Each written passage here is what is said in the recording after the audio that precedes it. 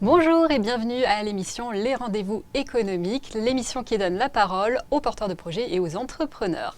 Aujourd'hui, nous avons la chance d'être accueillis par le cabinet d'expertise comptable Secogérec à Saint-Sébastien et c'est la thématique du Why, la raison d'être, qui va être le sujet de cette interview. Et pour en parler avec moi, j'ai vraiment l'immense plaisir d'interviewer Michael Lagré. Michael, bonjour. Bonjour. Dis-nous en plus sur ton activité pour nous expliquer comment ça vient justement rentrer dans cette démarche. Alors, espace stockage, comme son nom l'indique, on propose des espaces pour le stockage dans tous les secteurs d'activité, principalement l'industrie, l'économie, toutes les économies où on propose des activités de stockage. Il y a deux services principaux, l'audit et le conseil.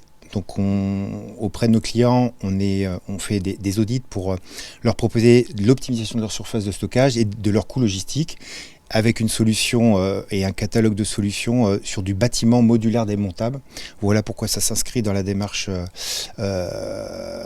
environnementale. Ce sont des bâtiments nettement moins polluants que du bâtiment traditionnel, capables de répondre dans un délai beaucoup plus court qu'un bâtiment traditionnel, économiquement beaucoup moins cher qu'un bâtiment traditionnel, et il est démontable, il est modulable, c'est-à-dire qu'on peut rajouter des mètres carrés ou les diminuer en fonction d'une saisonnalité et d'un pic de stock, et il est déménageable, c'est-à-dire qu'on peut le relocaliser sur un autre site sans faire de pollution, le foncier reste propre. Alors il y a plusieurs types de bâtiments, il y a le gros bâtiment qui va intervenir comme le bâtiment logistique, les grandes surfaces de stockage qu'on peut voir. Alors jusqu'à quelle taille on monte jusqu'à 12 mètres sous ferme comme un bâtiment traditionnel, comme Amazon ou d'autres logisticiens peuvent construire, sur des tailles intermédiaires où là on accompagne la croissance d'un client dans des usines par exemple ou même chez des transporteurs.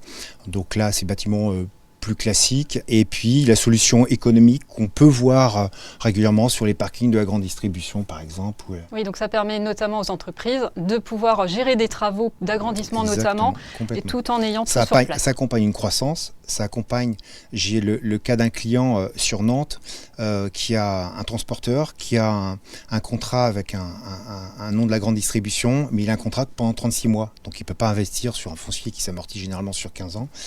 Là, il me demande une solution sur 36 mois, 1500 mètres carrés pour implanter, pour caler sa logistique par rapport au contrat que lui confie son client pendant 36 mois, pendant 3 ans.